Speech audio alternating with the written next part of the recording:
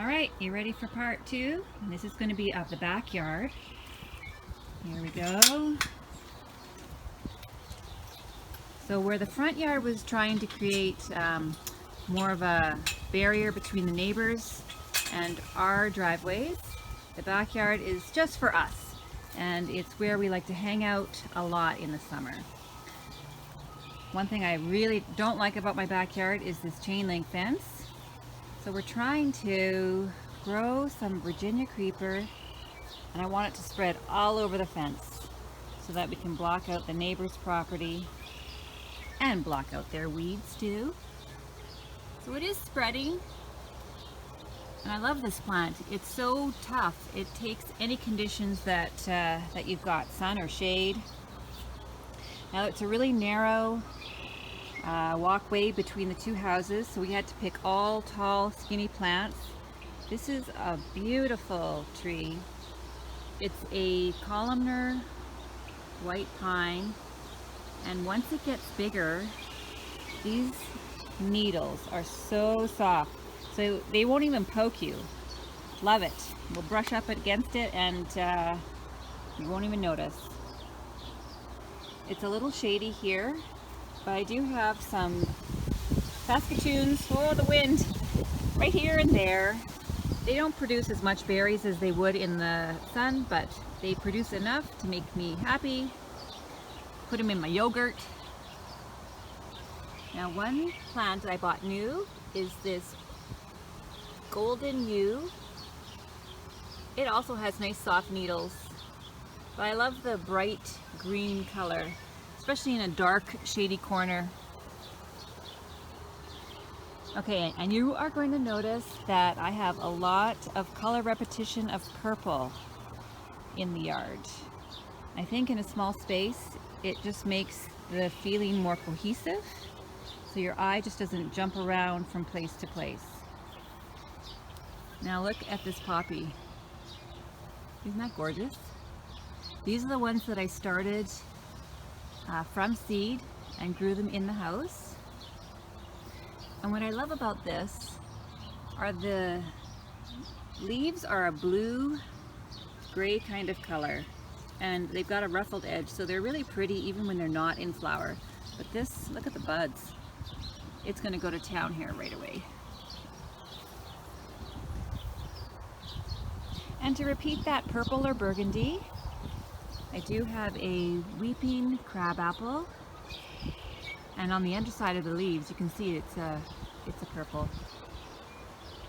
Bright pink flowers in the spring, beautiful. And I'm trying to establish some bugleweed, and this of course also has purple leaf, which contrasts really nice with the golden barberry.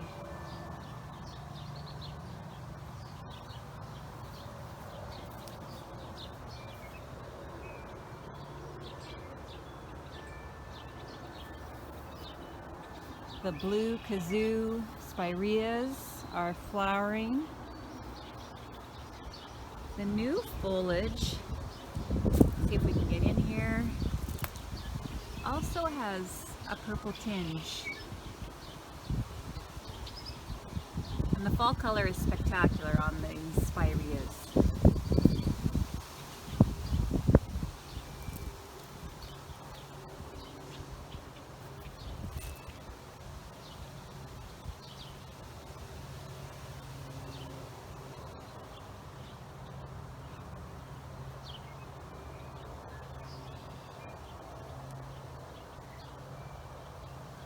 Well, the blue jays have been eating that corn cob. Here's another view of those poppies.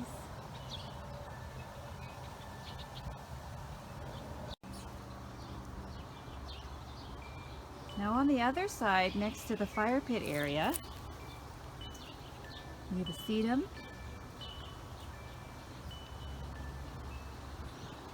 And I planted a new row of hydrangea all along the back side there. I don't think it'll get any flowers, maybe one or two this summer. But Remy had to be kept out. So one thing I tried this year was I bought this wire fencing. And I don't know, I mean, it's pretty flimsy, but he stays clear of this hydrangea border. Such a good boy.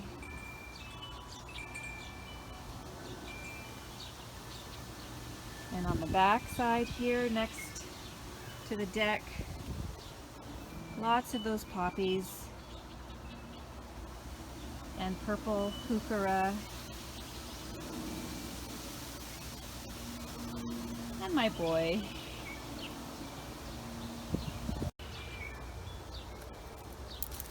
Okay, so a couple planters, more of that purple and bright fuchsia. In this one, I do have a pink spirea.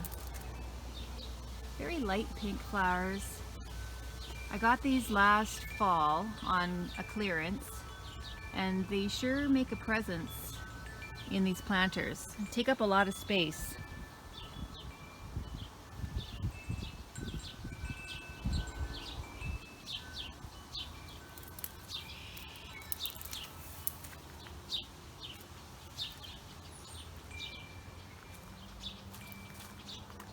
There's the other one. And if we come over to the other side of the yard, we have another shady area. Again, these poppies, this one actually is doing really well. It's supposed to be full sun, but it will take some shade. But the Hosta is loving its life. And surprisingly, we've had a lot of rain this summer so far. The slugs haven't attacked the hostas.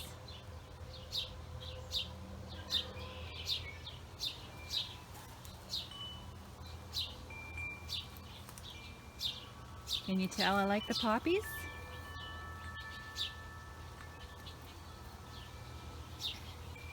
And we've got some bobo hydrangeas just about ready to really start flowering. Now this very shady area here underneath the trees, I pretty much had to rely on annuals, but I love this dragon wing begonia. It hasn't stopped flowering. And of course the impatiens really like the shade as well.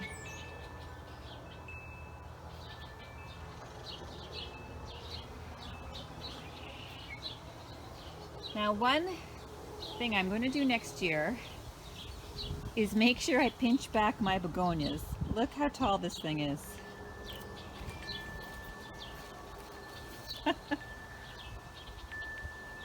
I mean, it's pretty, but definitely not bushy. And the same thing with this hanging basket. That begonia could have used a pinch back.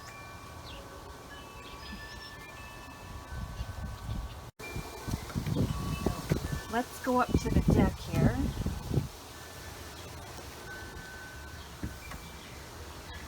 So around the hot tub we have a few plantings, mostly annuals. Some perennials are tucked in here. But again, I repeated that burgundy fuchsia color combination. Just wanted to point out this perennial sedum with the variegated foliage. It has the nicest new foliage color. It's white and then it has a peachy pink center. And these verbena, peachy keen, are really neat with the multiple colors in the one flower.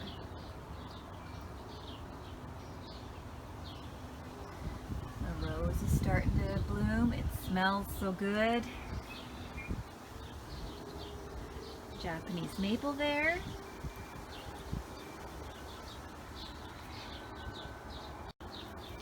And here on the other side of the hot tub, some more of those begonias that are monsters, and a ligularia, which is going to start flowering here.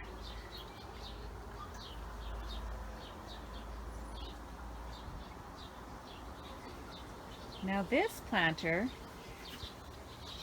will be really pretty once my honeysuckle is flowering. I love the honeysuckle. It smells so fantastic and you feel like you're in the tropics every time you go up the stairs. There's my trio by the fountain. So one nice thing is playing with leaf color. So you don't always have to rely on flowers for color. Look at that coleus. Really pretty.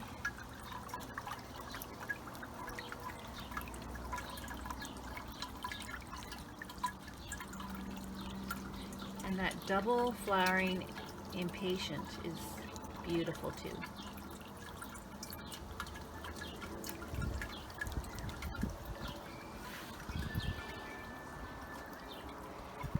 And tucked way in the corner, we have another coleus. It's not being shown to its best right now, but I tell you, when it is sunny here on the deck, this coleus looks like it is on fire. And then in the shade, this is a red dragon Japanese maple. It should be a little bit of a redder color, but you can see how it turns a bit green, more of a bronzy color when it's in a bit of shade. These spend the winter in my garage because we are only zone 3, and a Japanese maple is usually about a zone 5 or above. So we'll just take a quick pan here of the backyard.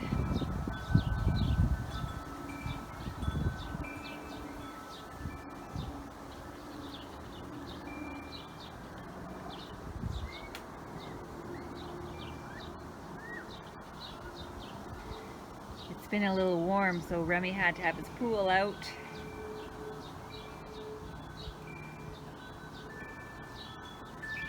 So he might want to go swimming, so we'll wrap it up there. And we'll see you next time.